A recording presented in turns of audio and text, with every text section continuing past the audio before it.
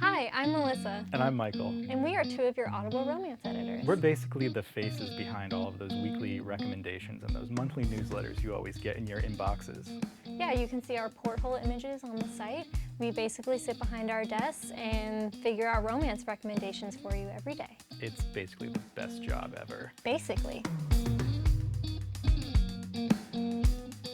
Something I noticed when I was listening to audiobooks was it helped me get better at speaking. Like, I'm an introvert, so I will freely admit this. Like, being in front of camera for me is like, oh my God.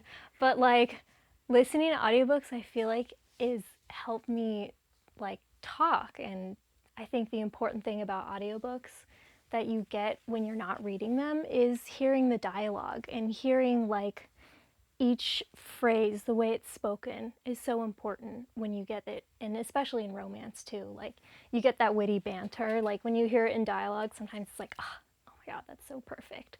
So it was really nice to like get to that moment when I started listening to romance, and like hearing the dialogue in person was pretty great.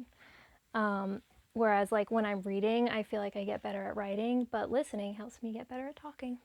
Yeah, I definitely agree with that. I think, especially with pronunciations, a lot of times when I'm reading, I'm like, how do I pronounce that? And I'm like stumbling in my Yes, head. Whereas yeah. with audiobooks, they're like, oh, that's how it's pronounced. Like, Right. that's incredible. Yeah, like I've been to a few book clubs before, and now I'm like the designated like pronunciation like keeper. Like, they turn to me. Like, we did a book club for Song of Achilles, and like everyone was like, how do you pronounce this? And I'm like, it's Briseis.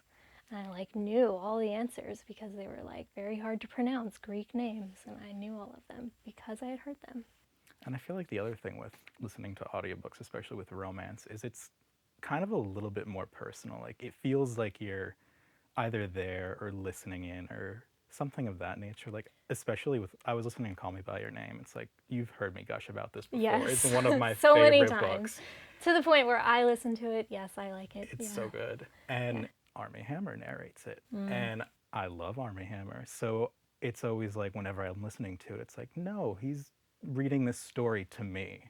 This story is being read for me by Armie Hammer. And it's like, it's not true, but I can pretend it's true. And Yeah, it's it like a has little that feeling. private performance. Yeah, exactly. Yeah, in your ears.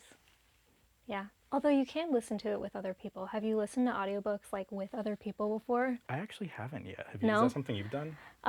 Well, I did listen to The Duke and I with my mom.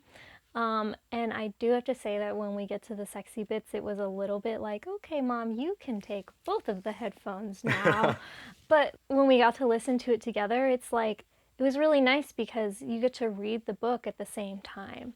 And oftentimes, like, when you read a book, you're reading it alone and then you like pass it off to someone else and they read it, but you're having two different experiences while reading it. But when you're listening to a book with someone else, then you're sharing that experience together. So I found it to be like a good like mother-daughter bonding moment. Recently, it's a tough one. Well, I really love LGBT romance, and everyone knows that. I always recommend LGBT listens.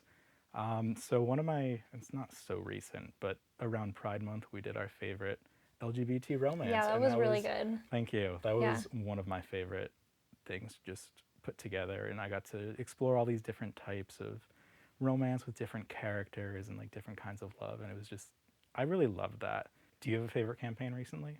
Well, I really like converting our coworkers, which, I was the one who like emailed everyone and was like, you must do this, and send them all these GIFs about being like, romance is this. And it was a lot of fun, like getting all of the write ups from everyone and like filled with like all caps and emojis and things like that. And so I'd say that was probably one of my recent favorites.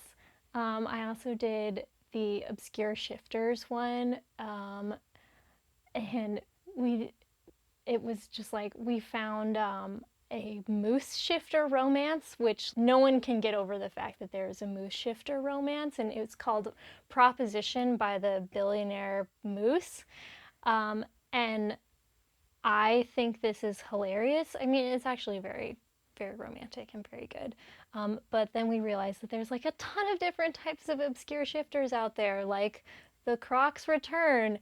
Oh, what's it called? Hot and Badgered. Hot and Hot and Badgered. Badgered, the Honey Yes. Badger shifter romance. I cannot Yes. get over it, and I need to listen to it. It's Yeah. like been on my list for so long.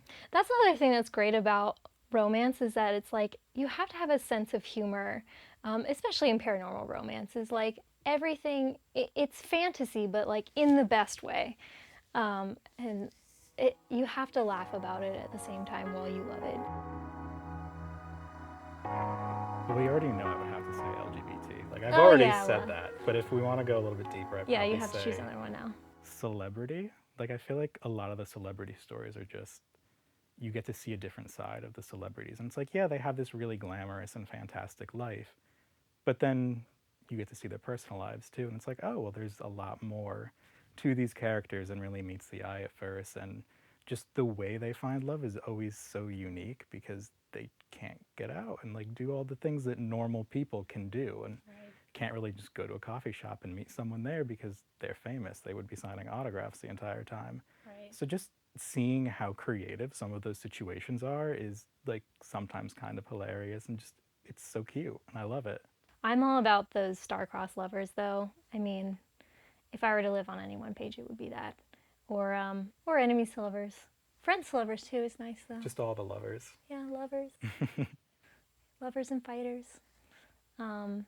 But I would say like the star-crossed lovers is like, I really like the slow burn. That's another one of the editorials I really like The slow doing. burn. Yeah, that one was a lot of fun. It was so much fun to like go through all the different reviews. We love reading all your reviews. Like that's like some of the best part of my day. Like sometimes I'll just I'm like a serial book starter because I will like go through all the reviews and then read them and see like, this is the best book ever, and oh my god, I died, and like so many emojis and all these things, and I'd be like, download right now because I want it, I want to listen to it. And then I'm like, well, I'm already listening to 10 books right now, so maybe I can't listen to another one. But like reading all the reviews for this slow burn promo was the best because it was like, people are like, slow burn, they're like, this is the best way to start a book and to like make them work for it. And I'm like, yes, I like when they work for it. We could talk about romance for weeks, but I think it's probably time to wrap it up. Yeah, thanks for watching, guys. If you have any questions or comments, hit us up.